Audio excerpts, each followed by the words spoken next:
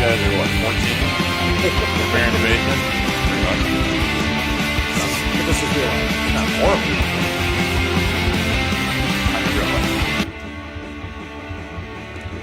Hey, Yeah. we're on. Oh. Hey. Oh, hey. Welcome to Storytime with Uncle Punky. I am said Uncle Punky. We were playing Pac-Man. Okay, I was playing Pac-Man. I was on a hot streak. What was it, 256? That's the... I think 256 was like the top tier of Pac. That's as far as Pac-Man goes. Yeah, Like it's level 256. Cleared 3 screens. I did clear 3 screens in record time. Welcome, Roger.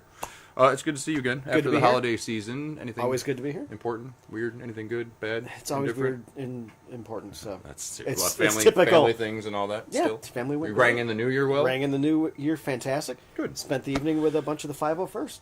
Oh, nice. The Star Wars nerds. Yeah, we got to get them in here. That's going to be fun. We are... Oh, we took a little hiatus, so also we could prep things for the show. We might do a huge announcement by the end of this month. Actually, some big things in the works. With some big stuff going on. With the going-ons in our little program that we have down here in the basement. Our little show. Yeah, and I'm sure, like I said, people who first watched this are like, oh, these guys are 14, right? They're still living at home. We're not. We're in our 40s and higher. Yeah, we're getting up there a little bit, and... This is just how we are, and I apologize. But before we get into our topic of the day, story of the day, I guess we should start to call them stories. Story of the day. I guess we might as well tie in the title to the theme of the show at some point. Cartoons. They were a huge part of our lives growing up. Mine, yours. I mean, we had fantastic programming when we were growing up, late 70s, into the 80s, the 90s. I mean, it trailed off through the 90s into... what it is now, cable stations, and it really did, honestly, because you'd wake up, cereal, living room, TV, done, out the door before bowling and golf came on all frickin' day, and your dad's like, I want to watch this. All right, I will be outside forever. Or at least take off before you're to a mobile back lawn by the and wash time the car. Back by the time streetlights came up, enough. Unless you got hungry, then you just trample in and out of the house with your buddies, and then you're right back outside. And those were all good times. But before, of course, we get into any of that, we got to do our typical important information. Yes. Of the week. Things that happen. Life and death happens all the time, and we like to get some of the best of the best as far as pop culture, because that's what we're trying to do here. To learn you a few things or three. So there was an event January 1st in 1953, the 83, I'm sorry, the ARPANET. ARPANET, am I saying that right? Officially changes to using the Internet Protocol, creating the Internet. That's supposed to be 93, right? No, it's 83. It is 83? It really happened that early? Yeah. That's Wow. weird, yeah. And, I mean, the Internet wasn't really a thing until 93, 94, yeah. So it's... I remember the internet started off, just a couple of colleges trying to talk to each other. Right, well, that's kind of, yeah. See, we're creating an internet here. This is how this is working. People born throughout... needed a place to store That's true. The births, 1879, William Fox, Hungarian-American screenwriter and producer. He founded the Fox Film Corporation and Fox Theaters. And huge to us on everything we do, really. Yeah, honestly. Fox TV, Fox Movies, Fox... Mm-hmm. Fox everything. I mean, it's spawned a lot of things for us, too. And it's huge. It's huge. Part of movies and pop culture. Fox has given us a lot of things throughout the years. And they're still continue. I mean, Simpsons. Yeah. That's like one of the biggest Fox properties I can think of that really made me take notice to the name Fox. Just in my life in general. Just on a constant basis. And then it was just, then they helped ruin X-Men movies. Was that them?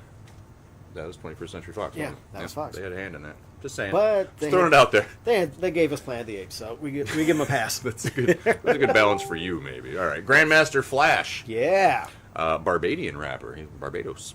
He was and DJ, of course, from 1958. 1975, Dax Shepard. I guess he's an actor.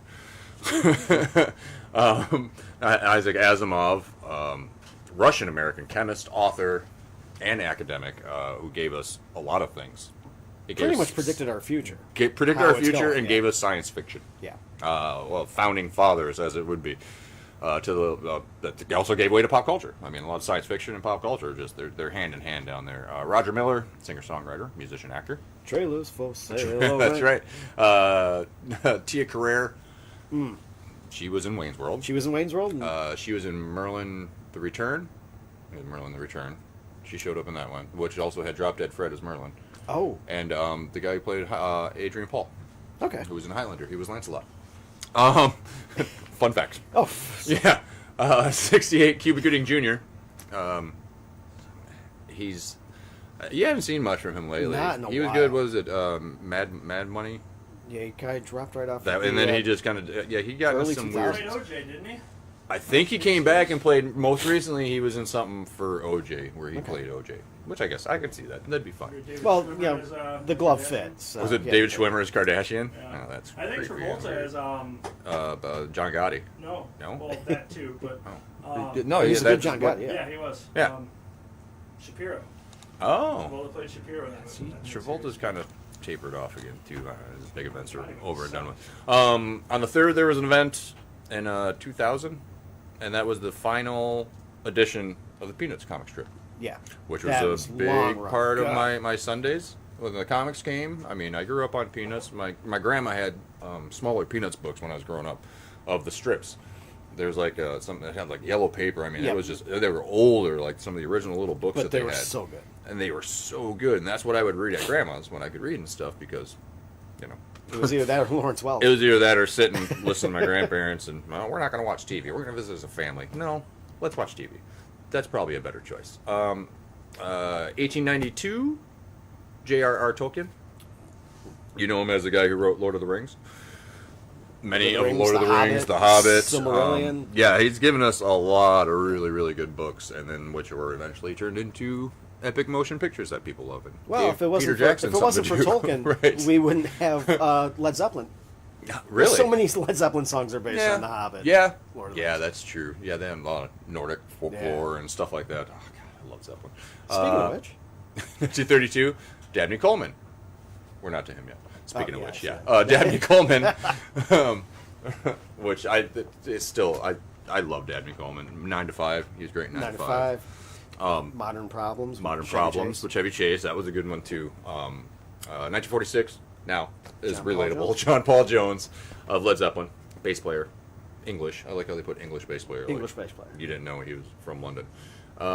52, Jim Ross, a professional wrestling commentator. That has been his life's work. Professional wrestling commentator, bow tie enthusiast, barbecue.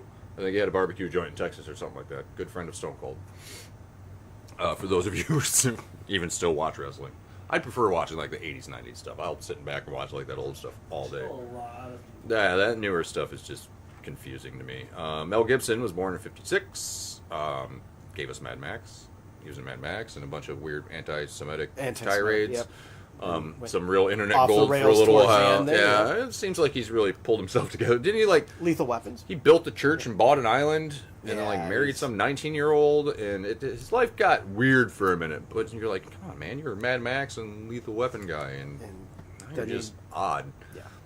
And the Expendables. You show up in the Expendables as one of the bad guys, and that's when he had beefed up with Schwarzenegger and the boys. Yeah, that was scary. You don't want a big beefy Mel Gibson. Nobody wants that. 1973, Dan Harmon, screenwriter and producer of Rick and Morty. Yeah. Which is featured on my shirt. Also, a cartoon, which ties into today. Not so much Rick and Morty.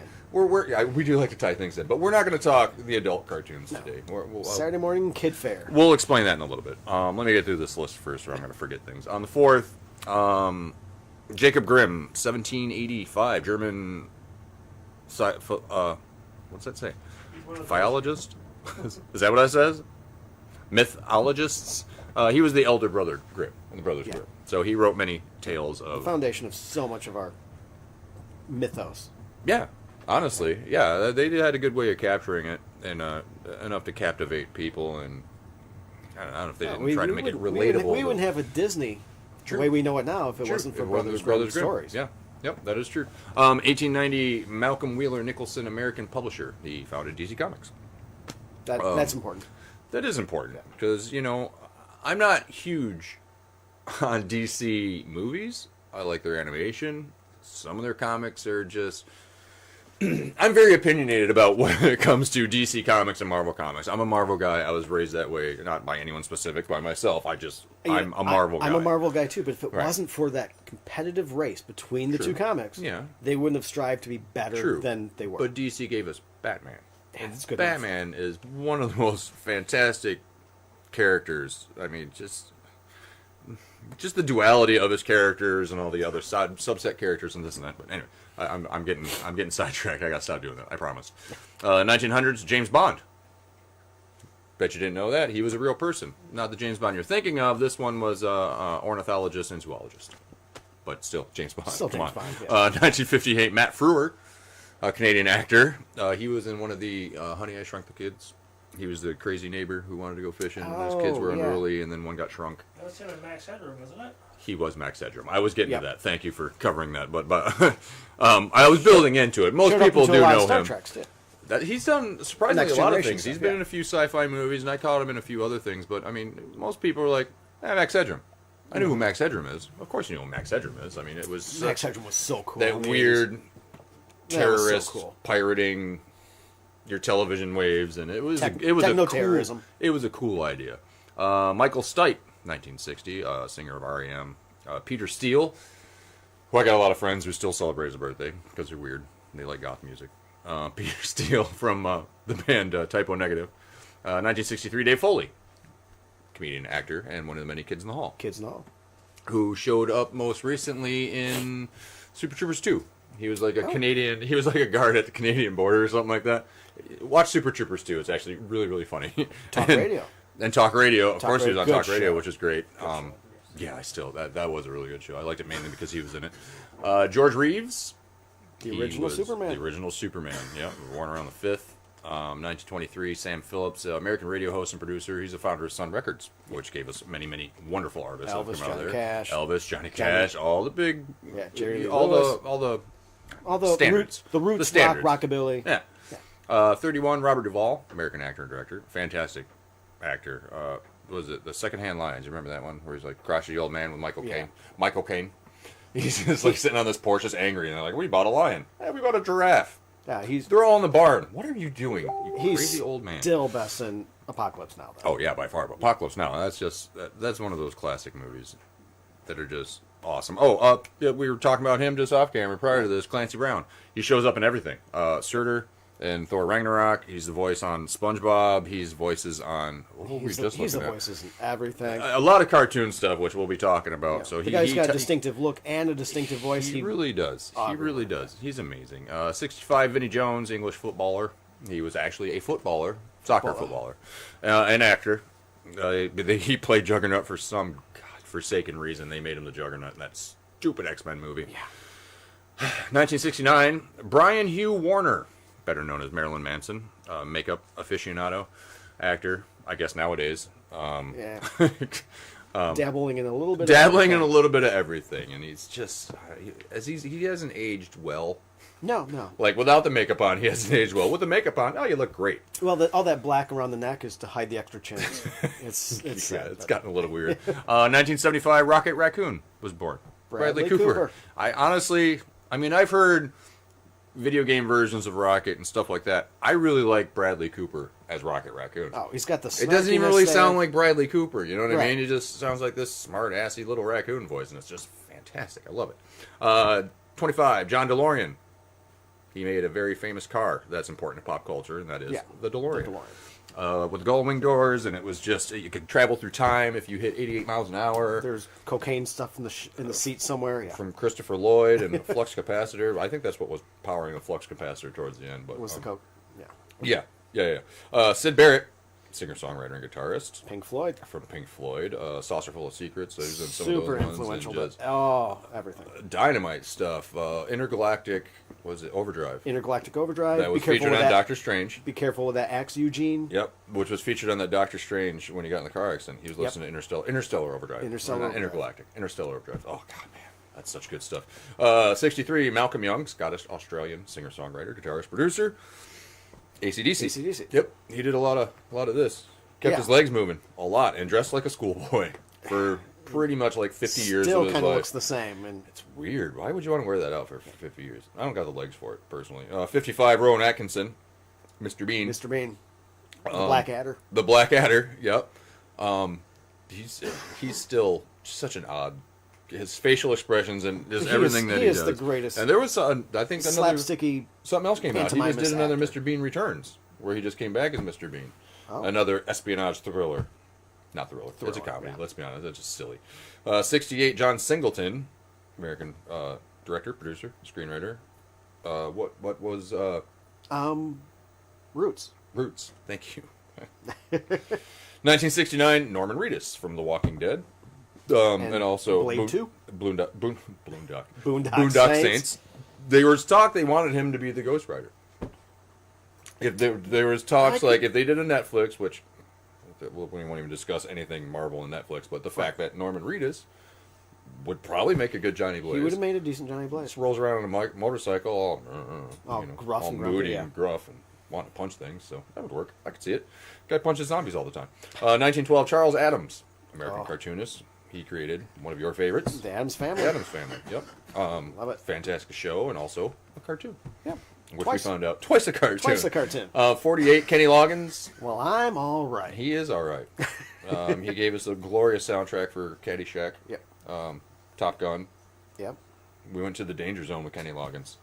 He was smoking in the boys' room back in the day. Footloose. Oh, it's such a wide variety.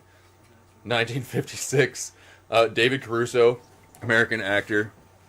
He's mainly famous for being a ginger. CSI Miami yeah. is the only thing that stands out to me. My wife and I actually, it was last week, we watched something that had some puns that had to do with David Caruso, like ripping off his sunglasses. She threw one at me, and then I just started just going with them. Movie-wise, the only one I can think of is Session 9, independent horror film. Yeah, about the psychiatric clinic in the chair. Yeah, getting the one weird. I saw that. That was interesting. Asbestos taken out. Yeah. That was a weird one too. It was. I don't know if I quite got it the first time I watched it, but after I went back and watched it again, like late, well you past pick the up time, on the little. I'm like, oh, yeah. all right, I do dig this. Nicolas Cage.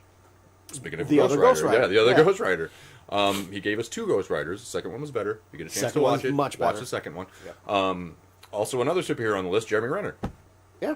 Who is Hawkeye in all of the Avengers movies, and he was also Jason Bourne. He was something Bourne in a Bourne movie, but he was not in a Bourne movie, but not Jason Bourne. Yeah, it was the. See, they lost me when they got towards that last one. I did like that series though. That was a good.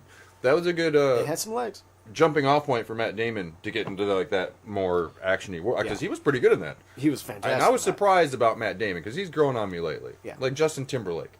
I wasn't a huge fan of him or his music. Nowadays, there's a few things he turns up in movie-wise. I'm like, oh, he's not horrible. I can dig him. That's all right. You know what Timberlake's best jumping-off point is, though? Saturday Night Live. Saturday Night Live. Yeah, digging a box. Saturday Night Live has kind of made him such a rounded, recognized actor. And he's a really funny guy. So, 1908, William Hartnell, which was the first Doctor Who. We might have to do a Doctor Who show. I know a lot of people like the Doctor Who. I think it's going to take a whole I've watched a couple. I watched one of those offshoot movies, like Day of the Daleks, something that had Peter Cushing as the Doctor. Yep. I guess it wasn't a canon. I started watching Doctor Who in the early '80s on PBS with Tom Baker. Sure. Long time. I see. I'm not. I don't. Yeah. I don't. Maybe I just don't get it. I mean, I get British humor and stuff like that. I watch Monty Python. I've watched Fawlty Towers. I've watched the Blackadder and stuff like that. And I get British humor and whatever. But I cannot get myself immersed into Doctor Who for some reason. I just can't do it. It's a deep rabbit hole. It's a I like the phone booth. That's a cool. You know what I mean? I like the idea that you're rocking a giant scarf. That's cool. I can support that 100%. I got a cool scarf. I got a dinosaur scarf. I like scarves. I'm okay with scarves. I wore a scarf. Right. 35 was Elvis Presley. Elvis Presley was born on the 8th. We don't even need to say anything about Elvis. He was the king. That was it, man. He was. What? I didn't say anything about it. Is that a scarf? Scarf. Oh, God. Scarf attack. Coming from everywhere. 1938, Bob Eubanks, American game show host and producer. Yeah. I'm Bob Eubanks. He was always had that. Usually he had a good sized microphone when he'd do his, almost like the Bob Barker. Did he have the long, skinny one look like an anal probe? A little bit. Okay. Like a giant Q-tip that you just held it down here and spoke it to. David Bowie. We know David Bowie, the Star Child. David Bowie. 1947. John McTiernan, American director and producer. I don't know McTiernan. I know the name. What? Say it out loud. Die Hard. Okay. God, I'm so stupid. That's one of my favorite movies of all time. I found my box set, my VHS box set today when I was digging. Ooh. Yeah. Lee Van Cleef was born in the 9th. The ninja actor.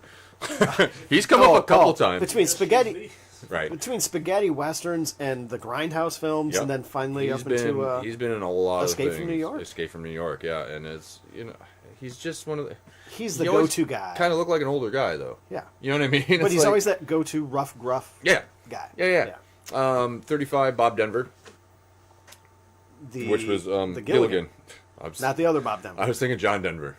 I wasn't even thinking Bob Denver. Yep. I was thinking John Denver at that time. Like, American actor? That doesn't seem right. Nope. Oh, Little Buddy. Gilligan. Little Buddy. Oh, God. Yeah, that's right. Oh, George. Yeah. 1944, another English guitarist, Jimmy Page. Same band as our other English bass player. Our English bass player and our English guitarist within the same week. Dave Matthews is born in 1967, South Africa. For those of you who didn't know, he's worldly. Yes. His music's still terrible, but he's from places, I guess. 1930, Roy E. Disney, American businessman. 43, Jim Croce. Jim Croce. I love Jim Croce. There's a few of his songs I dig. I'm not a huge fan. I did love his perm hair mustache combo. Yeah, I mean that was big in the 70s.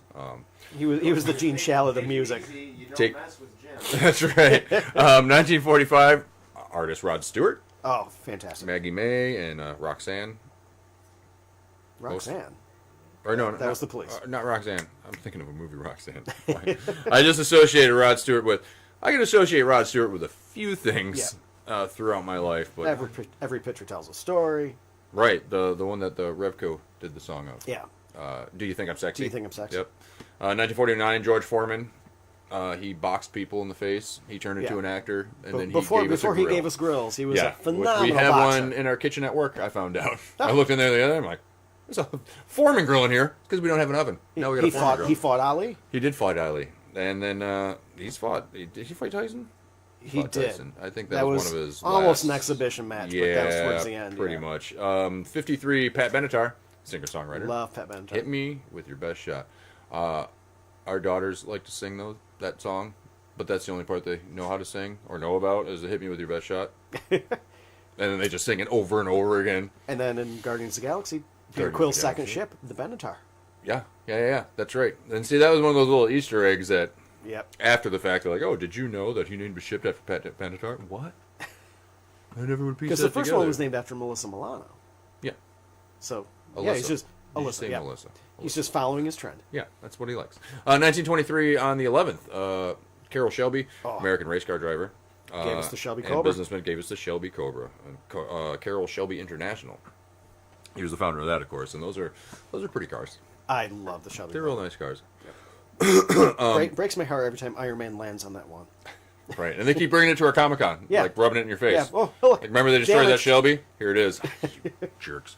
And 28, David L. Wolper. Oh, yeah. I can't read. American director and producer. Gave us so much good TV. He gave us a lot of TV. And we've watched a lot of TV in our lifetimes. That was back when the TV was our babysitter growing up, you know. And by the way, these are things you people missed throughout the week while we were gone, so we have some catching up to do. So bear with us here. I might skip around. Tim Horton, Canadian ice hockey player and founder of Tim Hortons Donuts. He gave us coffee. the Timbits there, eh? Yeah, that's right. Oh, jeez, Timbits. Timbits. It's got good stuff. There's a few that closed down recently. One in Plainfield's gone. Yeah. There's another one that was up. Oh, it's not? Meyer. No, I don't think it is anymore. There was a couple that we saw that were. There was one that was on Plainfield in the Beltline. And that one's that's gone. Closed. Okay. Down in front of Myers, yeah.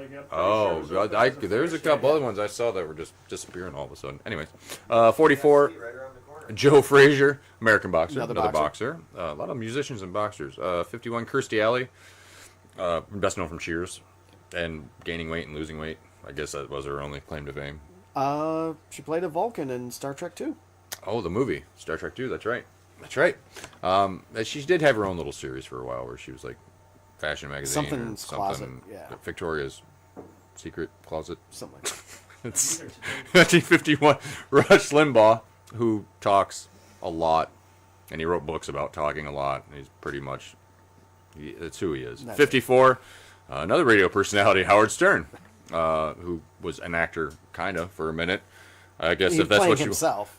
Well, what he does on that American Idol, I guess you can consider that acting. Yes, good point. I assume. 57, John Lasseter, animator. A lot of Pixar stuff, all thanks to John Lasseter. He's got his hand in most of the Pixar and animated stuff throughout the years, and big influence on a lot of people too who deal with animation. 60s, Oliver Platt. Great actor. He was in one of the. He was in the Musketeers, or what? Yeah, the one with Man in the Iron Mask. Man in the Iron Mask, but he was in that Musketeers with Kiefer Sutherland. Yep. That's true. I did like that one. That was more in mine. 1964, Jeff Bezos. I'm not going to say anything mean. I'm not even going to make a joke because, we want our Amazon products to show up on time. So he could be listening. You don't know. He's got the money for it. 1965, Raekwon. I don't know who that is. It's a rapper. I don't know about rap. I'll be 100% honest with you. I love old school rap, but I have no idea who that is. Sure. We may not put those on our list again. 1965, Rob Zombie. Him I know. Him I know well. Producer, actor, director, redid the Halloweens, gave us House of a Thousand Corpses, some fantastic music that I know my wife's she digs it. She's a huge fan. I've not missed a Rob Zombie tour for any album. Really? Yep. Not a single one? I've missed certain tours, but I've at least because gone for every album. You can kind of relate every him album. to like an Alice Cooper of our time because it's got that theatrical, very horror-based hard rock. Yeah, right. And it's got a lot of that. He's very appreciative of like that inner sci-fi. He's one of us though. He's a comic guy. He's a movie geek. He's a nerd. He's in movies, pop culture, stuff like that. And he would be sitting on this couch talking for hours with us. I asked him. He was busy, so I got you. It's fine. It's second best. I'll deal with what I have to do. We'll just move on from there. Okay, we're going to move into our segment because we need to talk about these things. Good stuff. We need to talk about Saturday morning cartoons. 'Cause growing up, as a child, I woke up, didn't need my parents to help me do so. I could get a bowl of cereal or drag a Pop-Tart out of the box. I knew how to work a toaster. Wasn't that complicated. I'd park myself in front of the TV. I'd line up with either NBC or CBS. Yep. CBS was a big one. We found out. We did a little bit of research into some things, and we found out CBS was huge with their programming for Saturday mornings. NBC was too. They gave us a lot of good stuff. I think rock and I'm gonna have to look up that list again. We had just a variety of stuff. ABC kind of geared more towards Disney because they were Disney owned. Yep. Disney properties, so that kind of gave you more of your Mighty Ducks, your like Disney's Recess later on, and stuff like that. It was more towards ABC, and then unfortunately, it all just ended for us. One morning, I woke up, all happy, bowl of cereal, ready to go. There was some form of sporting event on my television when I turned it on. Hard to compete Saturday morning cartoons when you have networks that show cartoons. This is before I had cable, though. Yeah. So I was still in that cusp before we go like, oh, well, we got to get cable like everybody else. Nope, I got these channels. Okay, I got 7 channels. I might have some UHFs that are still floating around. That's like your AM. That's like your AM radio of television. Right. Exactly. For kids who don't know, AM radio is also part of radio. Kids don't listen to radio anymore. I don't know what I'm talking about. Half of them barely watch TV. They binge everything on Netflix. And they can do that from their phones. So, but it was important. And then one day you turn it on, it's not there anymore. It's all got pushed to somewhere else, and you can't sit and watch it anymore. You know what I mean? Right. It was like a kind of like a coming of age thing. You know what I mean? Oh. You go through this process, and then all of a sudden, it's not what it was anymore. It's something else. You are now older than you were. Well, like we talked about it one time too. It's like we grew up in an age where there was a primetime special that would release the upcoming Saturday morning. You'd have some, and I mean, it was Alfonso Ribeiro or some popular. Whoever's there was one with Chachi. What we say? Dynamite. Oh, Jimmy Walker. Jimmy Walker. J.J. Walker in the 70s. He came out and he'd be like, "All right, you kids got this to look forward to on your Saturday mornings." And then they're like, "Oh, the little previews." Like it was so important seconds. they would necessitate that. And it was 2-page ads and comic strips or comic books. Yeah. Oh yeah. Huge. And that's I do have examples, but those aren't good examples. We'd have to find some older ones. But yeah, they had the full-blown 2-page ad, like right in the middle spread of, the Saturday morning Starcade. Yeah. That was one that we had talked about, was a Saturday morning, the Supercade. Supercade, yeah. Saturday morning Supercade was a collection and an amalgamation of an amalgamation of your Rock and Wrestling or your Pac-Mans and your Super Friends and all these. I mean, the Starcade, it was this... It was a package deal. It was a package deal, and you knew you had 2 hours of your Saturday morning where you could just sit there and hang out and just be entertained, or maybe you could get some toys out and play with your figures that go with the show that you're watching, or whatever it was. You know what I mean? You had something that went in tune with your show, and that there was a lot of marketing that went with your cartoons back then. So you had your breakfast cereal went along with your show, and toys and stuff like that. And we'll get into a few of those. I remember, the Starcade. Starcade was one of them. Starcade had your shows like Black Star. We discussed off camera. We discussed Laverne and Shirley, Happy Days, Fonz Hour, or Laverne and Shirley, the Fonz, and somebody else. But it was just very. Mork and Mindy. It was just this very 70s, 80s, these primetime TV shows and these comedies, these situational comedies, that they're like, and make a good cartoon? Those. We already own it. Milk it. You might as well. We talked about Archie before. In the Archie world, and Archie had so many comics, and he had so many spin-offs and cartoons and this and that, and it was cool for what it was. But I guess we could probably break down our list here instead of doing a big list, because we discussed lists and stuff before. Starcade, that kills me every time I see it now, especially Black Star. Oh, the Gilligan's Island. It was Club Gilligan. Yeah. It was just Gilligan in space. And Meatballs and Spaghetti was another one. And it had to do with some rock band, Meatballs and Spaghetti. I know. The dog played drums. Yeah. But Black Star was one of the typical Black Star was your typical cartoon combo packages. Yeah. You could just put them out there and people would buy it up like crazy. Yeah. So here's what we'll do. We'll do, how about top 5? Yeah. Top 5. Do you have a personal top 5? I have a top 5. These are cartoons out of your life that you grew up with. That top you're 5 really that means something to me. For those of you who didn't know what the Starcade was. Do we want to start from the bottom, or you can start wherever you would like. You can go 1 through. I'll let you go first, and then I can discuss my 5. So you go ahead. We'll talk about your 5. I'm gonna start from the bottom. I've got a tie. Because top 5, I'm gonna have to have 6. Okay. Battle of the Planets. Okay. G-Force and Star Blazers. Early introduction to Japanese anime. Yeah, that was very early anime back in the 70s.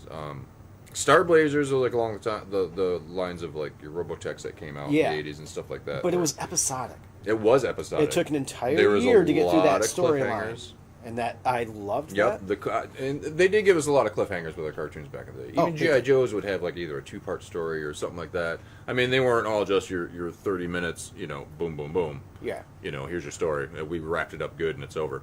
But it was still, I don't know. I think I'm a big fan of cliffhangers. You know what I mean? As long as your story is interesting enough that you can continue it on and leave it in a good place where you got people who are like, I have to come back and see that. And the animation side was fantastic. And the animation on that was good. G-Force. G-Force didn't look as good. It was older, but the fact that they were all birds. When they're like a Gatchaman one or something. Gatchaman was what it was called in Japan. Right. And it was cool. Yeah. And I think the Silverhawks wound up spinning very from similar that. To that, yes.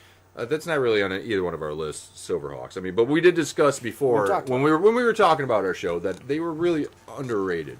Yeah. Because the Silverhawks, Marvel, that was part of that Marvel hour that had Spider-Man and His Amazing Friends, and it had some other ones in it, but they were just all silver. And the toy line that went with it, of course. Chromed out in the gorgeous. Chromed out, all their little ships were chromed out and everything, but you hit the legs and then the wings would just pop out. Yep. And they had the cloth wings, which were they flew metallic. Through space. Yeah, exactly. Yeah. But the metallic coloring on them, and each one was just a different shade of that metallic. Like there was a greenish blue one, and there was and the bad guy was cool, had a cool design to it. Yep. So, but I could see, but point being, you can see how that kind of spins off from the G4, the bird theme, where they're these characters and they get imbued with these super suits that they can help them defend or fight or whatever they need to. All right, that was number 5, 6. 5, 6. Okay, yeah. Number 4. Flash Gordon from the early '80s. Flash Gordon. Right there. Yeah. Which almost had an aerial Ookla kind of a thing going with it too. Yeah, we're gonna get to that. Yeah, if you guys can get to that too. Ming. Great rotoscope, very close to the original 30s serials and comic strips. Mm-hmm. And then it got redone, too. There was New Adventures. Yeah. The New Adventures of Flash Gordon that happened after that. Oh, it's classic. Just classic. Yeah. And again, animation style looked different than anything else at the time. And that's not the only two. And that's not the only two that he was tied in with, Flash Gordon, because we talked about the Defenders of the Universe. Yes. Which is Flash Gordon, Mandrake the Magician. Phantom, Mandrake the Magician, and we think there's a fourth one. Yeah. We're pretty sure. There's another one, but I can't remember. Tarzan. I don't know what he'd be doing defending the universe and not just the jungle. Yeah. But Defenders of the Universe was one that was just incorporate all those characters like Flash Gordon, all these like pulpy characters. Like you can imagine Lone Ranger would join them at some. You know what I mean? It just seems a like lot of the pulps brought back. And also into the fact of it's like a League of Extraordinary Gentlemen, like the precursor to it. Like somebody's like, you know what? That's an interesting idea, getting a bunch of either literary or pulp characters together into this super team.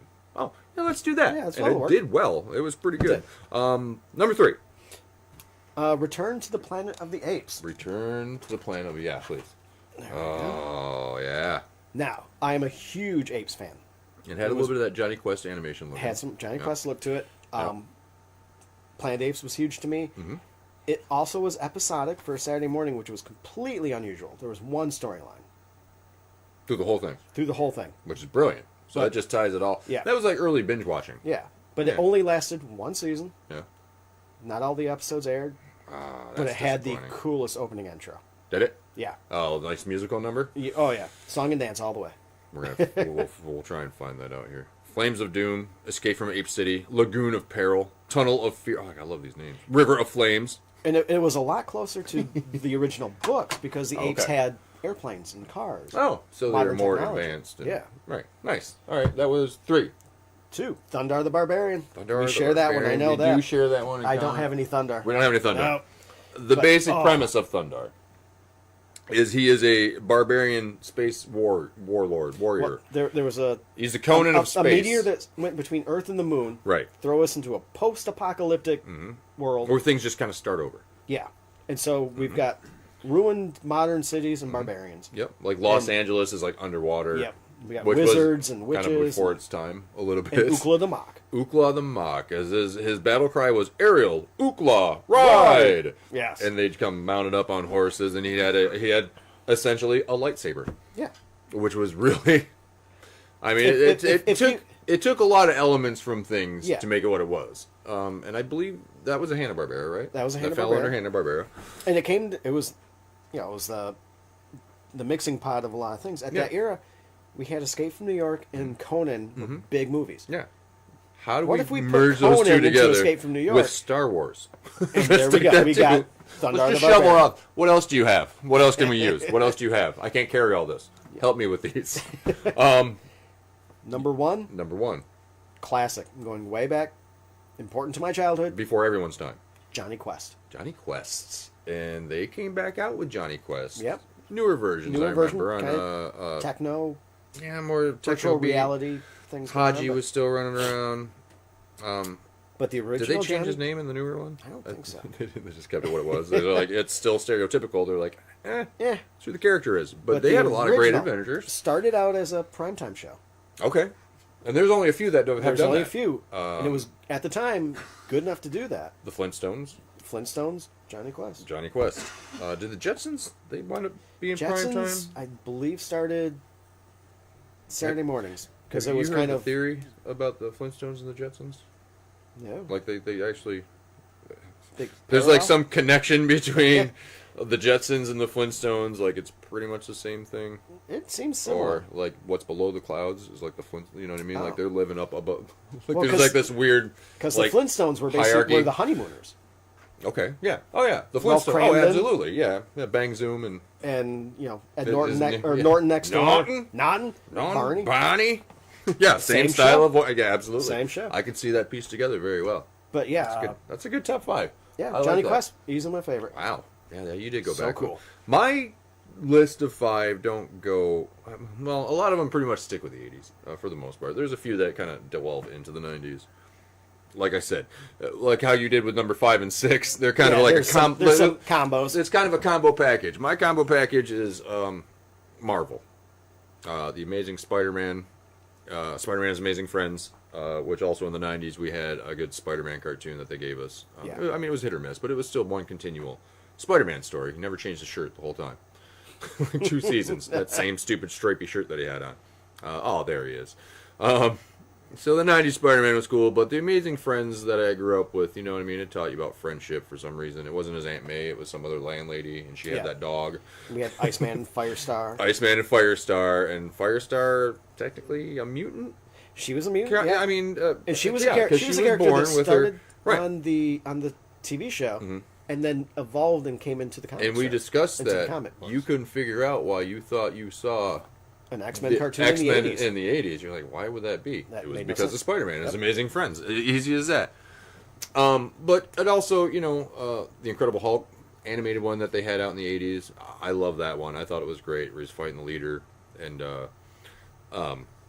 Iron Man had a brief run. Fantastic Four had a couple. They had a newer one but the animation was cool, but it was just real lackluster with everything else. All right, and my number 4 is going to be G.I. Joe. Oh, cool. Okay. A lot of people assume that, you know, like your He-Mans and your G.I. Joes, and honestly, number 4 is G.I. Joe. I grew up with G.I. Joes. A big part of my life. I had everything. I had the aircraft carrier. I think we discussed this when we discussed toys. Yeah. I had the Rattler, the jet. I had everything. I was pretty spoiled rotten being an only child in the 80s. It was a really nice time for me because I had a lot of really cool toys that unfortunately I don't have now, but I had some awesome toys that went with these awesome cartoons, you know what I mean? And that was one of them. I mean, at the back of every toy had the stats, and each character on the show had that trait, you know what I mean? Like they'd use the Indian Tracker for certain missions, or, you know, certain Gung Ho would come in for certain missions, and then sometimes we need Deep Flint Six and Hawk, and I mean, all these characters and everything that went with it. I mean, you were together, you know, you'd see these on... But the one character that had to show up every time, because he was America's favorite, Snake Eyes. Snake Eyes, every time. And he didn't even say anything. He just ran through and fought another America's favorite mute. Yeah, exactly. But I mean, G.I. Joe was you know, I could play those scenarios, because out my backyard when I was growing up, you know, you go through these woods. There's like a tree down across this little ravine, so you go across this tree, and then you're in this gravel pit. So it was just this open world of sand and woods, and so I had all these battle scenarios set up and this and that. I mean, I was immersed in G.I. Joes. And then we went to number 3. I'll go to is He-Man, because I had a lot of the He-Man figures too, and He-Man was great. That fantasy, you know, Skeletor was scary looking. He had no face, and he had a guy named Beast Man who was like this big hulking. Man at Arms was great. Man at Arms was great. I just loved how everybody had something man or some. Well, except for Stratos, Tila, and there's like a handful of others. But I mean, there was Stinkor, Fistor, there was Extendor. They were just ridiculously named, but they were just Merman. These just bulky, heroic, and they also had that spin-off from the DC, Warlord. Yeah. There was, based on the comics, but they had these characters that looked like He-Man guys, except he had a beard and he was older. Yeah. I think that was like the only difference, and he didn't come with the Castle Grayskull. Yeah. Which is still by far my favorite, like, play set thing that came out. Well, no, I can't say that. The Ghostbusters Firehouse, I've always wanted that. I'm going to throw out a hot take, though. He-Man's great. Yeah. But the spin-off, She-Ra, the Evil Horde, is a better batch of bad guys. We've talked about this before. Yeah, the Evil Horde, as far as villainy-wise, they do great. Whoa, look at they almost ruined Christmas.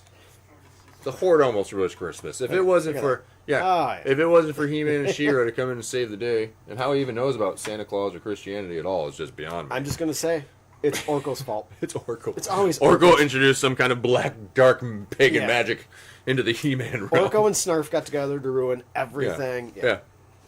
Bag of jerks. 45. Gotcha. That was number 3? What did I do? 5, 4, 3. Yeah, that was 3. G.I. Joe, He-Man. My number 2... See, my number 2 and my number 1, they're tough for me, okay? They flip.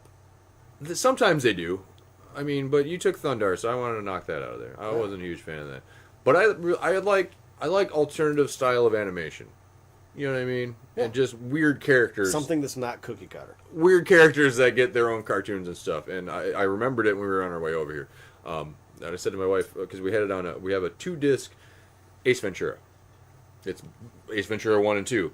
Well, on the bonus features, it has the cartoon, which came out for a little while on Ace Ventura. And it was just ridiculous. The style of animation was over the top, and the jokes were just dumb puns and stuff like that. So it was Ace Ventura. It was Ace Ventura. It was like, well, honestly, Jim Carrey has been connected with a lot of cartoons. Mask, Ace Ventura, Dumb and Dumber. Yeah. What was it? There was it's going to come to me. I'll think about it some other time. All right. But so that's my number 2. Okay. Which it's just so oddball and out there. I don't even know why it is. All right. But my number 1 is the real Ghostbusters. Oh, yeah. I have always, since that cartoon aired, that was hands down one of my number 1 favorites because it was just so odd. I mean, it was your Ghostbusters. Yeah, they got them up there too. Yeah, it was your Ghostbusters. Yeah, there they are. Egon, superimposed Ray, and they don't look anything like the guys in the show. All right, but that by far, the ghosts and the demons and the monsters were just so weird, and they were so terrifying, and just some of the design work. We mentioned Rick and Morty earlier briefly, and some of the monsters and creatures that they come up with in these amalgamation of just stuff, like Cronenberg. They almost look like Cronenberg characters. You know what I mean? Yeah. That's what a lot of that stuff was in there. I mean, some of those were terrifying. We mentioned the Sandman and Sam Hain for like their Halloween episode. Oh my god, it was just devastatingly and weird. It's funny that you brought that up because much like Cronenberg, there would be normal inanimate objects or technology that would be ghosted. So there'd be the ghost telephone or the ghost toilet. I remember it was one of the toys. But those characters, the Ghostbusters, were just comedy and puns and jokes, but the monsters are like these serious situations and like these scary monsters and shit. And they're just like, we don't care. Yeah, it's fun. Here's a pun. Oh, that'll save the day. No, it won't. Everyone's going to die. And it's going to be awful. And it made Slimer the hero. Which is, it's about time. Let's be honest. He had it coming. You know what? We're going to do a segment 2. We're going to take a quick break from our sponsor, not sponsor, because we got a commercial. Let's go to commercial. Yeah, from our buddies at Puck Cider. We got a commercial for them. And then we're gonna play a quick jam. Because everybody needs to know about jams. And we like music. Yeah. I'm a huge fan of music. And we're actually going to talk about... there are some albums that have to do with cartoons. Yes. There is music that has to do with cartoons.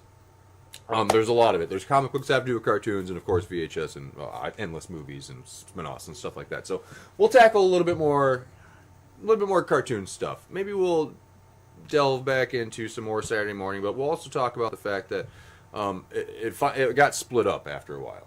It was your mornings, afternoons, and then your weekends were pretty much just out of it. It's like you had to watch cartoons during the week after you did your chores, or you can't watch cartoons. It's like they've always been trying to prevent us from getting cartoons, but we're not going to let them.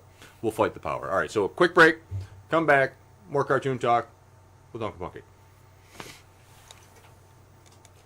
Yeah, segment 1. Yeah.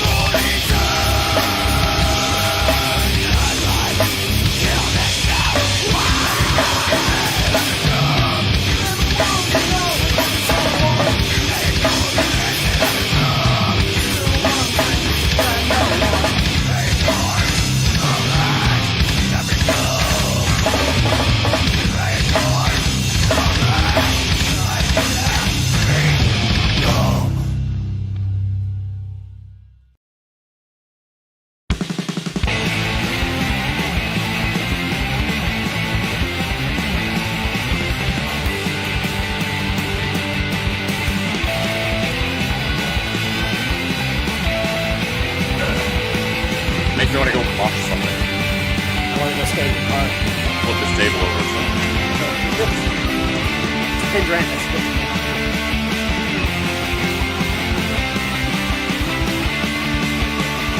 Hi. Giving All some right, time. we're back. Yeah, that was a signal. Thank you to our sponsor, not sponsor, Puck Cider. I do like that commercial. It's really, Yeah, it really is really funny. good. And we had some older local music, I guess you could say, from the band Kubbi that popped up. So if you want, you might be able to find them somewhere anymore. I don't even know if we can find any copies of that. Reverb Nation. There we go. I'm glad these guys are here sometimes. We've been talking about Saturday morning cartoons. We've gone through our top 5, and those are some very vital, important ones. We mentioned some Johnny Quests were big ones, G.I. Joe, your He-Mans, Ghostbusters, and stuff like that. There's a big list. There's a lot of Which, cartoons. if you look on Wikipedia, a big way to go, if you look up NBC Saturday mornings, there's a big list of a lot of the things they featured throughout the years. CBS was a big one. ABC, it's got a shorter list. Fox and WB. Each one has a wonderful list of things. And there's a few that stood out to me and you. You know, that could probably make our list pretty well. Obviously, one... I guess we could do about Beetlejuice. Beetlejuice was a good one. Beetlejuice was a great cartoon. I thought it was quirky, it was odd. It had that the Beetlejuice world that you'd go to, and then like the real world scenarios, and it was fun and it was cute. And it captured the essence of the character of the from Tim the movies Burton. really well. Yeah, and it really tapped into a lot of the good Tim Burton stuff that he had going on. Another few are we also got Ninja Turtles. Yeah. Ninja Turtles were huge. Just toy lines, enormous. huge. The Yep, movies, huge. The comic books was just an indie venture when it started. Just the black and white. They had the weird turtleneck, you know, like literal turtlenecks. And black and white all had the same color mask. all had the same color mask. To the cartoons. Yeah. Yep, and cartoons changed them so to make it a little bit more significantly discernible. You could tell it between each turtle what they did or who they were. Yeah, exactly. You know, black and white. It just unless it said "Hey Leonardo" or "Yes Raphael" or something like that in the word balloons. That's where you get your definition of who was who. I guess there's one I want to talk about, but it kind of fell more in the afternoon slot. Afternoons replaced And afternoons replaced your Saturday mornings. I know really Fox, did. when we mentioned Fox is big with their kids club, and WB had their WB kids afterwards that gave us a variety of things. There's one specific I want to tackle on WB we'll talk about. Batman the Animated Series. groundbreaking. It really was, because Paul Dini? Paul Dini. Paul Dini did such a magnificent job with giving it like that noir feel. We got Kevin Conroy, the definitive voice of He was Batman a fantastic voice. I mean, if you saw his face, that's it. You're like, you know what, you're Batman. That's just weird. You don't have a Batman face, but man, that voice just, Robin, very stoic. Very stoic. He's very, very Batman, and his Bruce Wayne wasn't much off. Actually, it wasn't much differentiating between the two. But that was. There was a big panel that we had at Comic-Con last year, year before, I can't remember, but a huge turnout about people just going crazy over Batman the Animated Series because it had hit an anniversary mark too, not too long ago, or it's got one coming up. But yeah, that show, it had a good run, and it had good storytelling. The animation, I mean, for its time, it was good. And again, so important. I remember watching the first episode on Leather Wings. Mm-hmm. Yep. Premiering prime time as a big thing to launch that show. They wanted to try and do that. It was like going back, like a throwback to when they had some people coming out, like, oh, here's a premiere or a preview of what you guys can expect from the cartoon world But this now. is one show that is so good. Mm-hmm.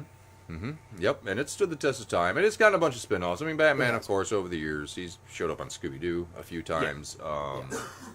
The Batman, the Brave and the Bold, which is more recent, which kind of sticks more. It's almost like the spin-off to Batman 66, which it keeps along that same vein of that campiness and a bunch of guest stars and stuff like that. And then The Batman, which is like a little darker, and it was really good. I was a little skeptical, but like I said, that animation really caught me first. And I know that spun off a few little movies like Batman vs. Dracula. I think they had that one. Which, that wasn't too bad. And but the animated series gave us Mask of the Phantasm, which a lot of people say is one of the hands down best Batman movies. Yeah, absolutely. Movies that came out. But even though it was animated, it was really well put together. I mean, and actually, the other movie that spun off from that was the Mr. Freeze one. Oh yeah, Sub-Zero, which was movie. good. Yeah, exactly, and they did good writing. And I know Dini still has a little bit of a hand with their animation stuff, and you can tell. That New Frontier that came out, which had that Darwin Cook style, and of course he just passed as long as you've got Paul Dini and Bruce Timm controlling. Oh yeah, things, yeah. You're good. It's like over on Marvel, you got Paul Feig and Feige and Avi Arad and stuff like that, handling a lot of that stuff, which is just as long as you're hands on with your creators. As long as you're hands on with your creators, it's good. Another one that was more '90s after school would have been X-Men. '90s X-Men animated series. It had that opening, which is still regarded as one of the most recognizable TV show entrance things. Yeah, you could play it for people. They'd be like, "Oh, hey, that's X-Men. Yeah, that's X-Men. I know that one." Yeah. But I mean, it kind of made Wolverine more of a prominent front runner. Yeah, as he is with what is it, Wolverine the X-Men that came after that. Right. And they've always tried to put. I mean, ever since he came out, they've really tried to put him at the forefront because he was the most lovable X-Men character that they had created. That everybody's just like, everyone leached onto him. Sometimes though it doesn't work because he's part of the team. That dynamic's what made it work. Yeah, I think that's what X-Men caught. But they still always wanted to try to make him the loner, even though he's part of it. I mean, they haven't quite figured out a way to just incorporate his loner style and I don't work with others to working with others, and it's just I don't know. They always try to stick them in the forefront, stuff like that. But X-Men the Animated Series was great. Fantastic. I mentioned the WB. They had a lot of more the after-school stuff once everything shifted off to what we had, Nickelodeon. Cartoon Network, and then Boomerang came along. The Disney Channel. But Boomerang mainly captured a lot of your favorites, like the Hanna-Barbera stuff, which had you had your Huckleberry Hound, Jabberjaw, Wacky Racers, Yogi, Kabong. What was El Kabong. El Kabong, which was the Herculoids. The Herculoids. Space Ghost. Yeah, the list goes on and on. Yeah. And they all just absolutely just there was a good place to put them there. Yeah. Unfortunately, it took us away from our mornings and got rid of our Saturdays. Cable it was. I mean, that's just the only place to find it. So WB came along and they're like, okay, well, this is just before it all went all cable, and they had the Animaniacs on the WB and the Tiny Easily Toons. The best written cartoon of all the time. Animaniacs, the puns and the comedy in that were still just gold, so still spot hold on. up. Yeah, it popped up on Netflix. And my youngest still listen to the CD. Yeah, the CD is great too. Fantastic, the countries, the countries are around the world. Names the world, and the states and their capitals. Yep. Those are they gave us some brilliant stuff, and they poked fun at pretty much everything. Oh yeah. There was no. I mean Spielberg. So he was pretty. And they're like, yeah, go ahead and do what you want, Spielberg. Yep. Why not? And it was so accessible for kids, but so written for adults. And so much Warner Brothers property was used for the comedy and stuff like that, and just spoofs of songs, and it was brilliantly done. Yeah. And then they also had that, like the Freakazoid was on there, and then they had Freakazoid was good. It was just Freakazoid was fun. Campy, weird, super dumb superhero-y thing, and then that gave us a bunch of good stuff. Going back to the '80s, there are a few we didn't touch base on, which I thought they were awesome, like Captain N, the Game Master, based on Nintendo. He wasn't a character. He wasn't a Nintendo character. He was just this kid. I think he had the duck hunt gun was like his accessory, and like a power glove he'd use sometimes for but he was teamed up with they had like a Zelda cartoon that happened on there, possibly Space Ace and stuff. It's just weird, like Donkey Kong. Okay.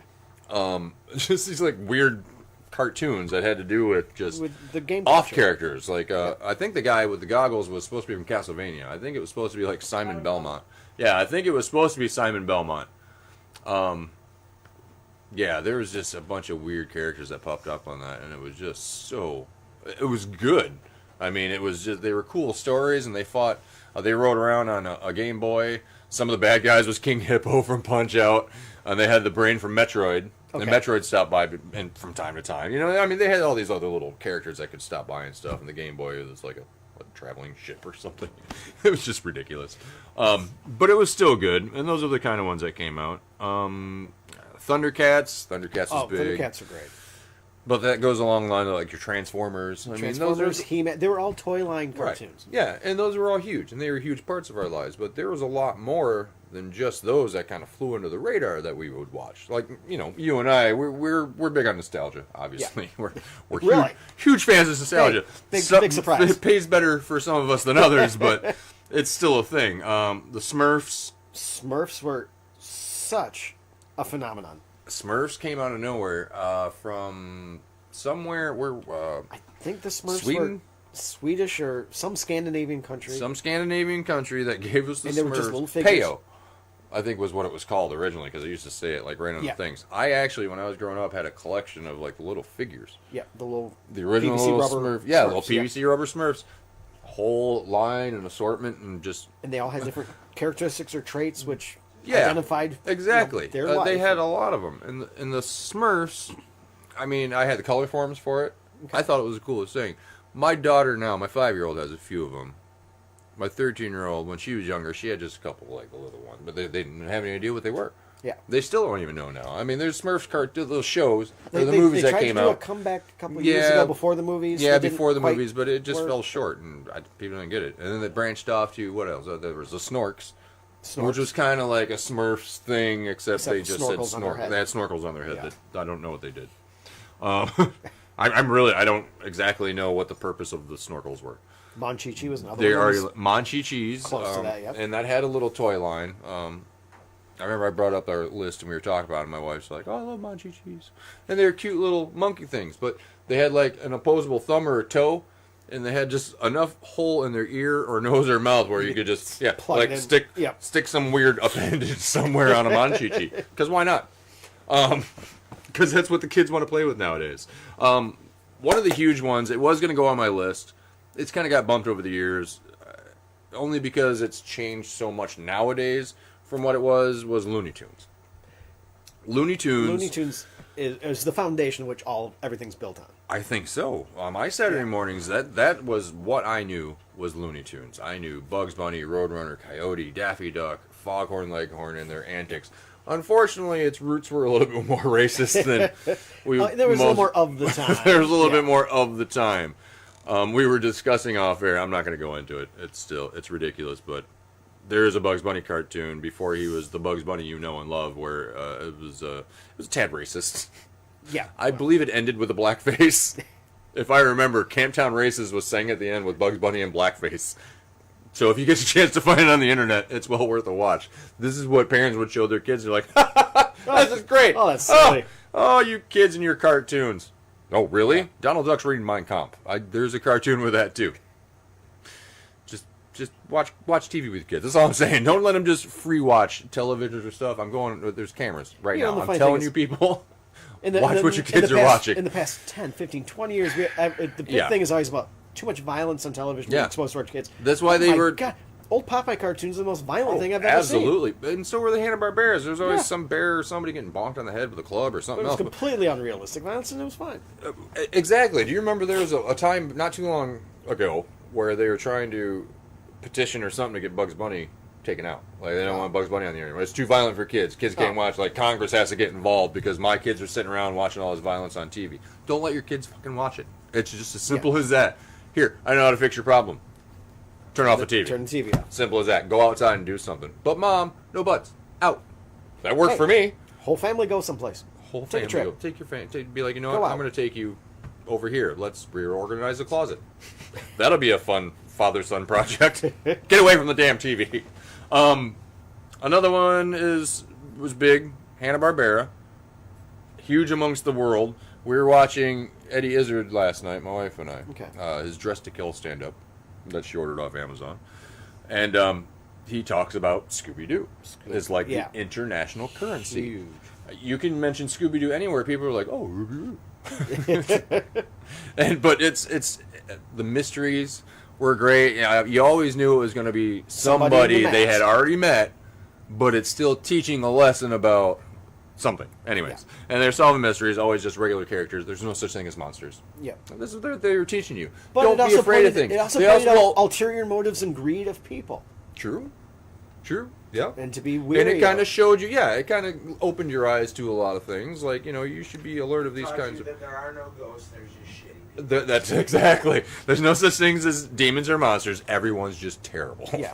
Horrible people. But it taught you that you could be afraid. You know what I mean? Because Shaggy and Scooby a lot were afraid. Even Fred was uncertain sometimes if his plans were going to work. But, Velma, using her sensibilities, pulled the group together. They solved the mystery. Every week. There's nothing to be afraid of after all. Yet every week, I'm terrified of this place. Well, it also gives you that looks can be deceiving kind of a thing. You know what I mean? They're going into this creepy establishment, blah, blah, blah. There's no history. And there's nothing wrong with it. It just looks creepy. I want to say, go if ahead. It's certain, this but is the format to I do so. think that Scooby-Doo was the first cartoon that introduced us to real-life celebrity guest appearances. Oh, like Vincent Price and Harlem Globetrotters. Harlem Globetrotters, who also had their own cartoon. Yep. Batman and Robin. Batman and Robin showed up. Jerry Reed. Jerry Reed. Jerry Reed was on an episode. That's a little weird. It was. Yeah, Pre-Smoking the Bandit. Right. It's like, why? Jerry Reed. I'm sure he was known from a few things Don Knotts back showed up then. a few times, though. Jonathan Winters. We do mention Disney stuff, and I wasn't huge on a lot of Disney cartoons. Gummy Bears. You mentioned Gummy Bears. A lot of people like the Gummy Bears because of the theme song, mainly. Bouncing here and there and everywhere. Which also, we got, what is it, the Tailspin? Tailspin's huge. The DuckTales. Yep. And then they got towards like Disney's Recess, and then they had a few other ones that kind of went more towards, when they started to branch off more towards their own channel, Disney Channel and stuff like that. That's when they gave you more of those shows. Chippendales Rescue Rangers, Indiana Jones and Magnum P.I. themselves as chipmunks going on great adventures with Gadget and The others, the fly. There was a fly. I remember there was a fly. Yeah. He made buzzing sounds, and he was in love with a squirrel or something. It was the Darkwing Duck was a really, really good take on a. I don't know if they seemed like they were kind of poking fun at Batman because Batman was popular at the time, the animated series. So that seemed like a good way to cash it. They were like, "Oh, this is successful. Yeah. Let's do one with a duck. Let's take a duck and who looks throw like in Darkman, the Shadow and the Shadow and Darkman and all these other." Because I always thought it would be like the Liam Neeson's where he just unwraps the thing as Darkman. And bam! He's got a bill. Darkwing Duck. There he is. And his little purple outfit. It was very noir, too. Very noir. I mean, it had very some the cool... Shadow. And it had, like, Spider-Man-like villains with that electricity-headed one. Yeah. I can't remember his name. Electricity Head. I think that was what it is. Mighty Ducks were another one in that batch. Mighty Ducks were another one in that batch. And I would be remiss if I didn't mention Alvin and the Chipmunks.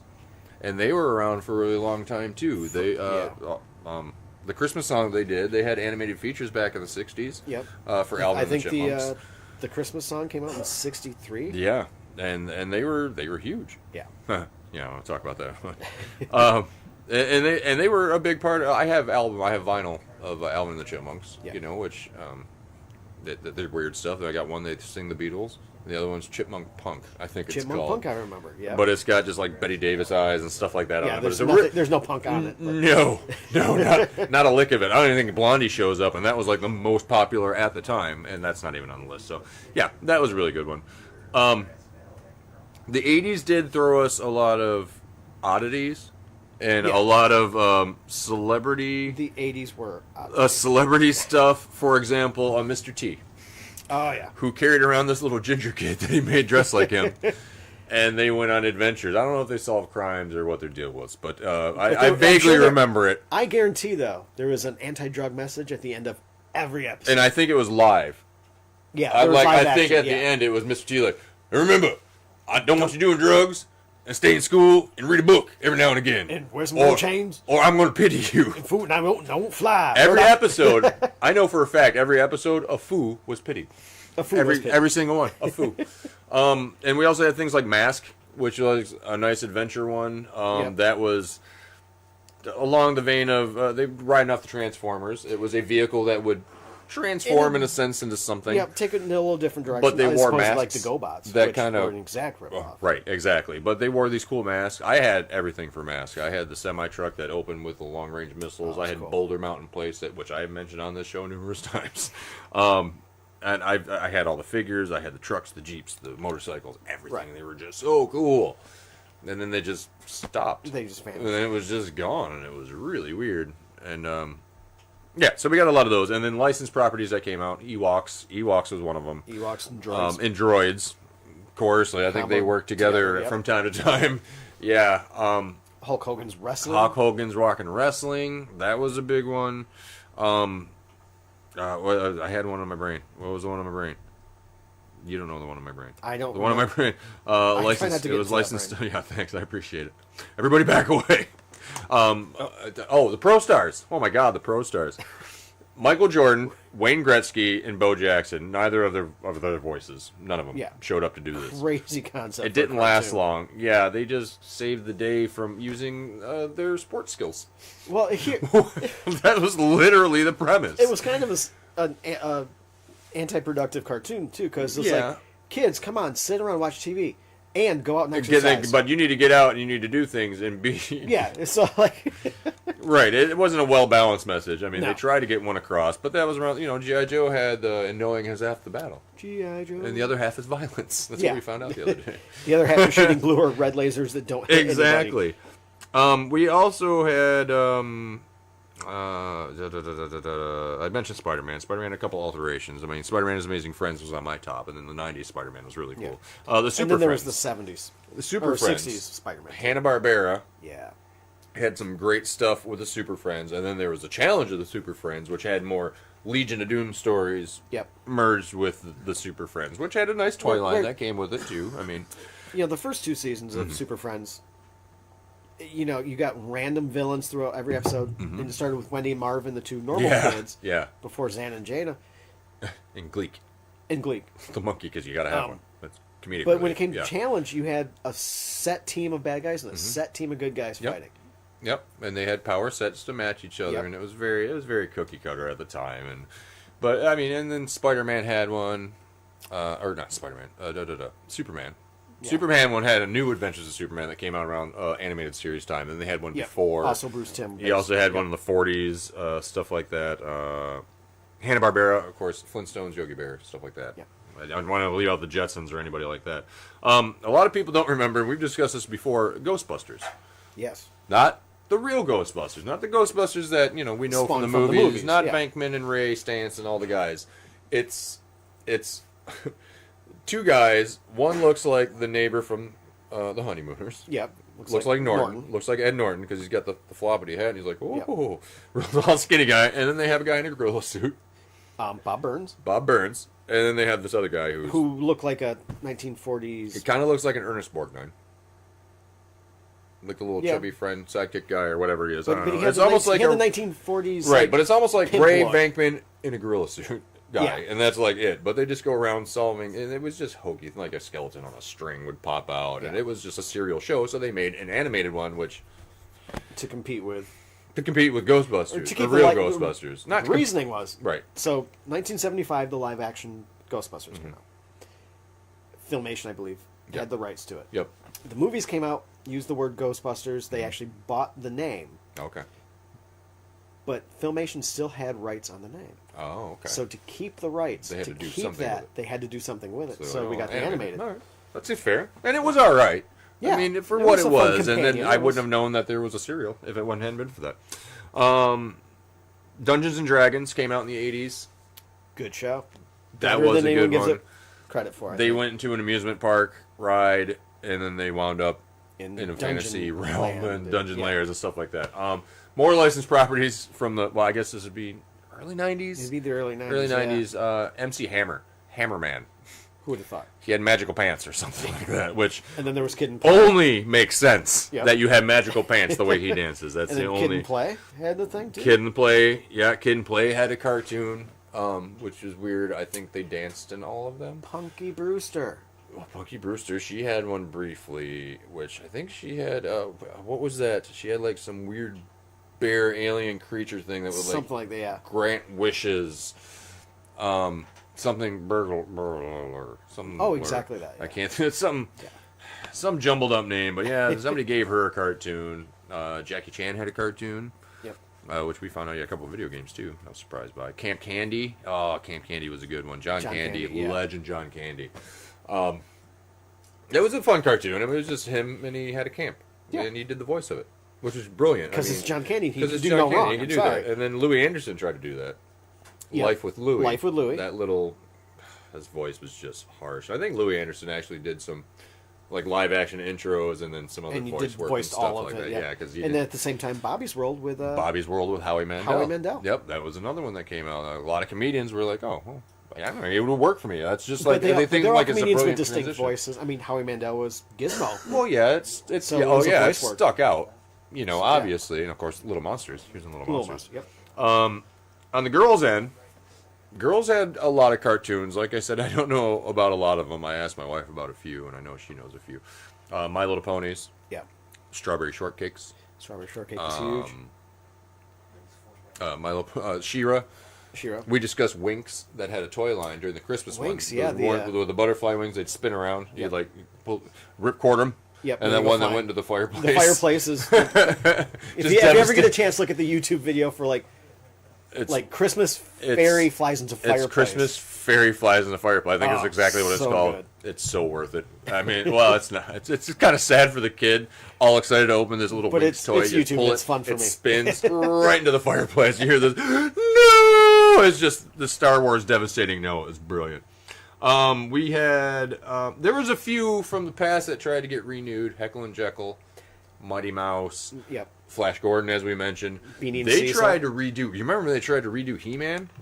He wasn't on Eternia anymore. He didn't have any of the other friends, and he had some kind of light sword. Oh, the space version. Yes. Oh, it was the New Adventures of He-Man, the Master. I didn't want any Masters of the Universe, just He-Man. So bad. He had a ponytail, because it was the... But when it came back in the 90s. When He-Man came back in the early 2000s, though, that was a phenomenal show. It was, and it almost had that anime style... Yeah. And it was really cool, and they explained the story of Skeletor, where he came from, and this and that. And finally, Prince Adam didn't look just like E-Man. No. He looked, he was looked a kid. tougher. Yeah, he looked like a kid. Right, he didn't have the weird... Yeah, the Prince Valiant. Yeah, he didn't look exactly like He-Man, which was Johnny Quest. They tried to bring back out for a little while. Some Adult Swim stuff. Techno, and it seems like they kind of tweaked that formula of that with like the Venture Brothers. You know what I mean? Seems like very Johnny Quest like, only adult themed with different Venture adventures. Brothers is an episode all into itself. It is. We're gonna do a show on I guess adult cartoons, Ren and Stimpy's, and your adulter cartoons, the more primetime stuff after Archer. 9 o'clock, and your Rick and Morty's and stuff like that, because that's some good material. Goof Troop, Disney, we had some Mighty Mouse. Mighty Mouse, like I said, made a few appearances. John Ritter apparently was on one of them. Alf had his own cartoon. It's hard to talk about the 70s in cartoons without Fat Albert and the Cosby Kids. It was such a staple to everyone's. It was, and there you had every stereotype you could think of to cram with it, and unfortunately it's affiliated with what Bill Cosby is now, so that's a fine line, and that's a tough one, but I watched it growing up. I mean, I thought it was funny, and it had that boom boom, it had that cool bass line like right at the beginning. I mean, it draws you in, you're like, oh what's that?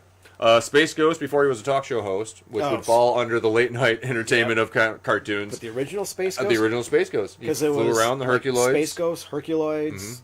They had not Inhumans. I'm thinking of Marvel. That's something else. But Space Ghost is great. You just fly around those two kids in his jet. And the monkey. And the monkey. You gotta have a monkey. Gotta have a monkey. That's what equals the formula. And then that's it. He'd power blast. Power bands. Fly off and turn invisible. That's what he'd do all the time. 90s gave us the Tick.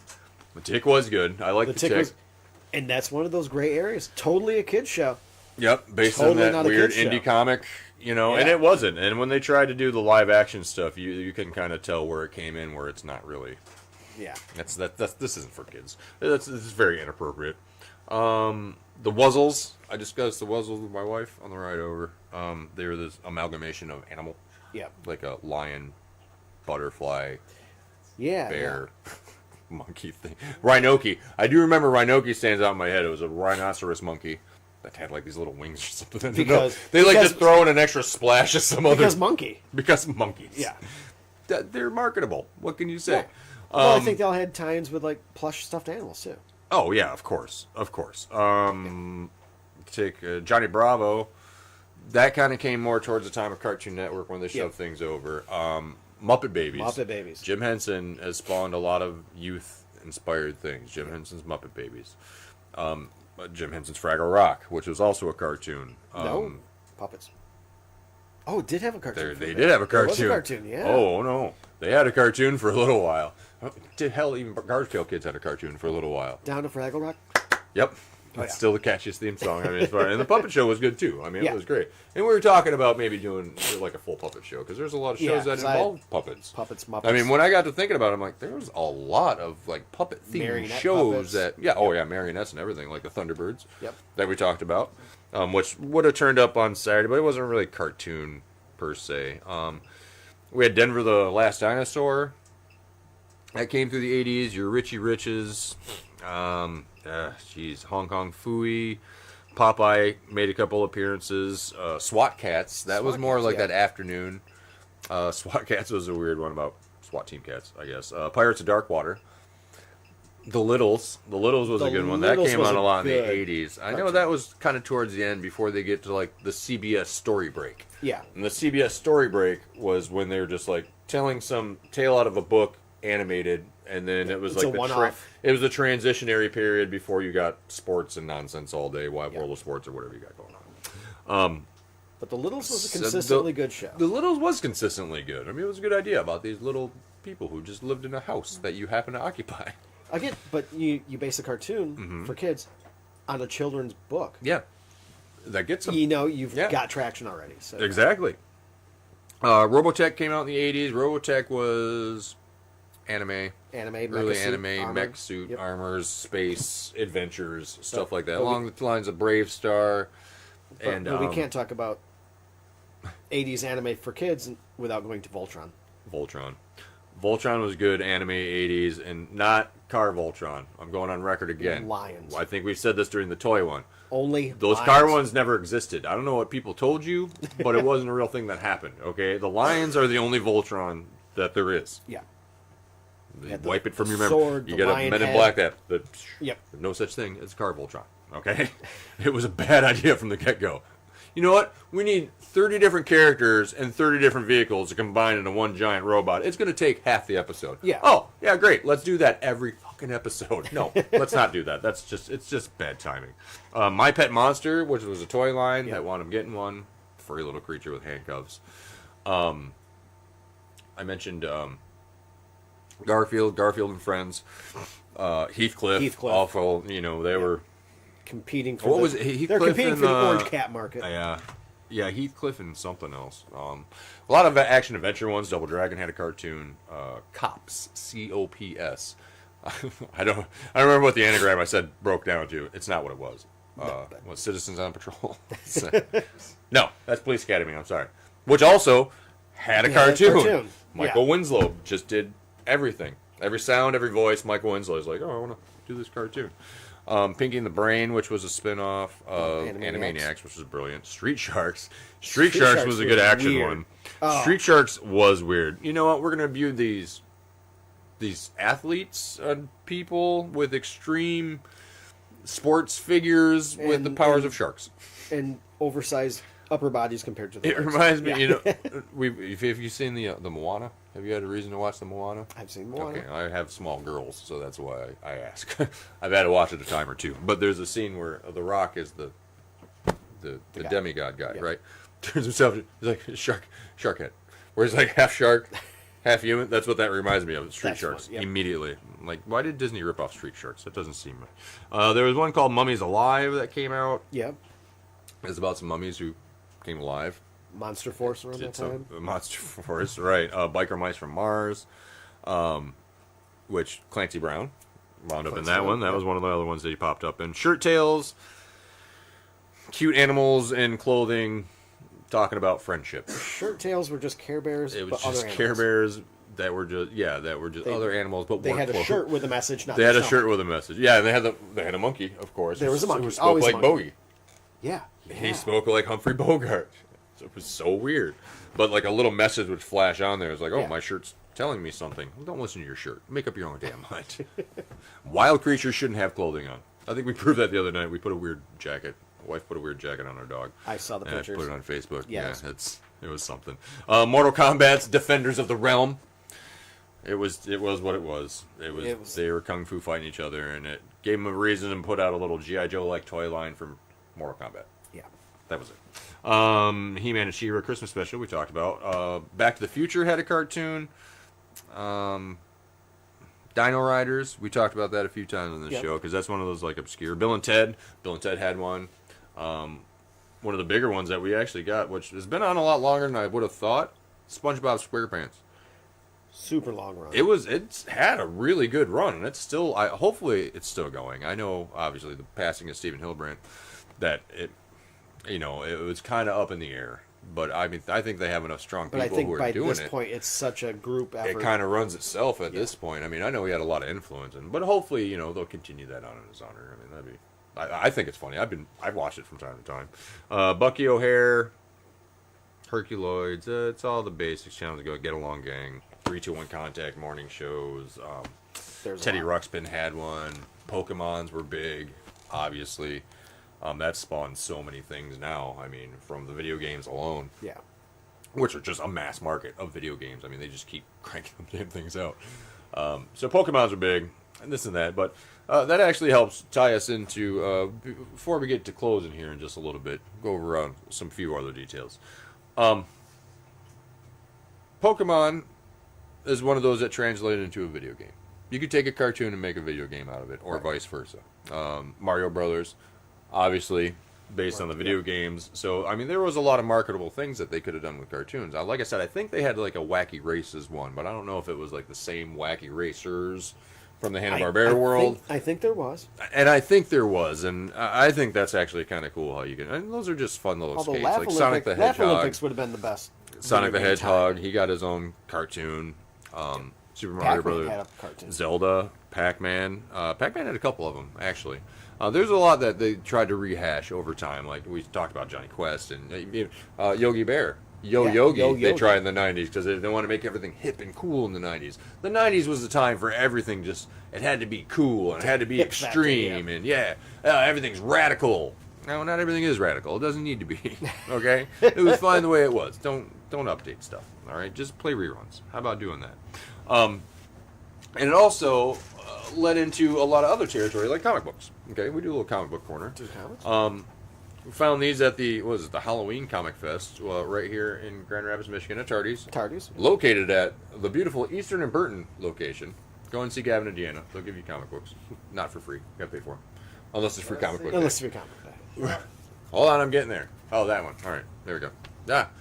Like your Ninja Turtles, they started as a comic book, and they went to the other ones, and then DC Superhero Girls, that's newer, which is great to have. Based on comic books, back in comic books after a cartoon, so that's a weird loop. Rocky and Bullwinkle, all kinds. I took these from my wife's collection here. Space Ghost, he had some for his Coast to Coast autographed, which is very exciting. That's why I shouldn't have taken them here. But yeah, no, they got some classics, but there's a lot of things that have spawned from cartoon. Casper. That was based on the comic book. Spawned off the comic book. No, children's book. Well, you said that was a children's book, comic book, cartoon? Yeah. Movie? That sounds right. And then back around. One of the two. It's an endless cycle. Bugs Bunny wound up in some comic books. They had Looney Tunes comic books and stuff like that. So it's a nice... Yeah. Those kind of things really go hand in hand. So I got a couple issues. There was Johnny Quest comics. Yeah. And then in the 70s, DC spun off the Super Friends with a very kid-friendly version comic book of the Justice League, the Super Friends. Yeah. Yeah. So they've actually kind of gone, and they've kind of gone to that. I know Marvel is doing golden books now. Yep. Like little I grew up with golden books, like Little Engine, Pokey Little Puppy, stuff like that. And now they have them for my children's generation that still have some that that are kind of meaningful to what the world is acceptable on. You know what I mean? Because like I said, comic books are characters and licensed characters are everywhere now. I mean, there's nothing you can't get that's got permeates the culture. It really does permeate the culture. All right, which leads us into, well, it doesn't really segue into that well, but we also tend to talk about music here from time to time. Oh. Saturday mornings, if you didn't have a good theme song, I'm not going to watch it. You were SOL. Not going to watch it. It's not going to happen. There was, I can't just sit and watch, or I can't just sit and listen to the actual ones, so I got to find more updated versions.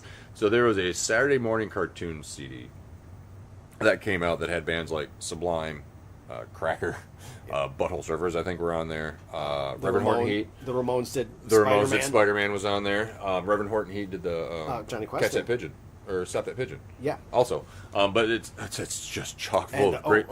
Matthew Sweet did Scooby-Doo. Did you do Scooby-Doo? I thought it was Speed Racer. No, I may be wrong. Something. I don't know. But the playlist of it is just great, and it's more updated. I mean, it was a lot more of the 90s era Altish artists, alt-rock artists and stuff like that. But, I mean, it's still worth checking out. That's by far one of my favorites. Ren and Stimpy had an album that came out. Animaniacs is a good one. Schoolhouse Rock is much like that one. Which was a good part of Saturday mornings, too. Yeah. We didn't cover that. We probably should have. Schoolhouse Rocks taught us a lot about government and history and things that they thought we needed to know in animated song form. Then, of course, they came out with the CDs and stuff, yeah? Which if anyone gets a chance, you've got to check out Biz Marquis. Oh, no. Oh, yeah. Oh, man. Biz Marquis does... Let's try to see what he's doing here. That's hard to read. Oh. It's all mashed The Energy together. Blues. The Energy Blues. Oh, that's a classic. We, who else? Space Ghost. We were just talking about Space Ghost, Coast to Coast. There was a CD for that with Brack and Zorak songs and little nuggets of joy from Zorak and things like that. And that was really good, too. Rick and Morty just got a vinyl put out. Yep. Soundtrack for their stuff. I mean... There were a couple Powerpuff Girls. Powerpuff Girls? That one has Devo. Yeah. Devo. But there's a lot, Disney has a bunch of Mickey Mouse Clubhouse stuff and things like that because They Might Be Giants. Yeah. They do the theme songs for that. And They Might Be Giants were this great indie pop folk amalgamation of music, and now they went to kid songs. And they put out this series of educational songs and CDs and stuff like that. And then they started doing the music for Mickey Mouse Club, the hot dog song. Okay. The hot diggity dog. They might be giants. They've gone off. But, I mean, a lot of them are also, they got kids or they're fans of stuff and this and that. And that's what spawns, you know. You can get great soundtracks of Disney's stuff House of Mouse. The theme song was Brian Setzer. Yeah. Well, more of a live action one, that Yo Gabba Gabba. You know what I mean? Yeah. That came on, what was it, Nickelodeon or Disney? I don't remember what it was. I think it was Nickelodeon. I think Nickelodeon. But still, it introduced a lot of various celebrities, you know, come out and sing and dance and shit, you know, stuff like that. And that's really cool seeing artists, you know, pick up on stuff from their youth and, you know, they pay homage to it, I guess. It's the next generation of The Muppet Show. Yeah. We had that, I mean, as a kid, I was introduced to so many acts. They tried so hard to bring that back so many times. They tried. I think there's still some kind of newer version out there that's in right now. All right, and hey, where can I get your shirt? Oh. He did this. The Breakfast Club shirt. It's Breakfast Club Monster Cereals. Yep. Retro Rags Limited. Oh, I know them. Yeah. Yeah, Retro Rags Limited. The shirt comes in various shirt colors and an enamel pin. Oh, fancy. So if you want Roger's artwork and you want a fancy Breakfast Club Retro Rags Limited. Breakfast Club shirt. Monster Breakfast Club. It's still a breakfast club, no matter how you look at it. You can get it there. As for me, you can find me on this couch again probably within a week. That's about it. No, that's not it. What else? Oh, wait, there's more. We have a guest coming next week. Yes. Julie Rathshack. She's going to be joining us. Julie Rathshack, she can be known locally for walking tours, true crime stuff around Grand Rapids. She knows about some paranormal. Books, Ghost of Grand Rapids. Yeah, and so we're going to talk about a few things with her. She's a local gal, so that'll be fun. Yeah. Maybe educate me. I'm skeptical. A bit of a different spin, but still geeky pop culture. And I figured out there are some ways we can always tie these together. Pop culture. There is always a way. Don't put it past me. I like a challenge, and I'm going to accept this. And also, what kind of big news? Once we start doing some more shows, we're going to be affiliated with Kalamazoo. Yeah. Public Access Television. We got a message from a friend of ours down there, a gentleman named Kenji. Who I hear is a swell guy. Yep. Obviously he is, because he wants to take our little chitty chat show and put it down on Public Access down in Kalamazoo. So I'm excited for that. I think that'll be fun. We could use the exposure, and it'll be good to have new friends. Okay, so that's a nice future venture. So if you live in the Kalamazoo area and you're watching this for any reason, you want to watch it on your TV and not on your phone, or... And we've also been talking too about doing episodes from conventions and locations. Maybe we'll go stalk our friends at Tardy's. We'll pick on the guys from Court of Nerds. We'll go give them the what for. We'll try and get around town, because we got lots of friends about town who are involved in pop culture. I mean, we got tons of them. And Grand Rapids is pretty in tune with a lot of pop culture. We have a lot of artists, we have a lot of musicians and stuff like that. And, you know, maybe we can get some musicians in, and we got plenty of time for plenty of stories, okay? And we can't do it without you, so you need to share and subscribe. You can find us on the YouTube, find us on the Facebook, Storytime with Uncle Punky. And if there's any bands, if there's anybody you think might be interesting for interview, maybe something we need to talk about that we're remiss with as far as pop culture, let us know. Hit us up on Facebook, send us an email, get hold of us any way you can. Roger Schultz, Uncle Punky, all right? And we'll see you guys in a week. Have fun. It's been good. Bye, everybody. That was good. Good show. I got a weird message while I was talking. I can't remember what. Oh, I like that. What is it? That's jazzy. Yeah. I like it. No, I don't. It sounds like a synthesizer. It's not. It's too much synthesizer. It's a Casio. So he's playing a Casio piano right now. It's a cat. It's a YouTube. Grumpy cat. Curse you, grumpy cat. I'll get you, He-Man. Yeah. Thanks, He-Man. Oh, He-Man. That's Punky stand. I do declare. Ow.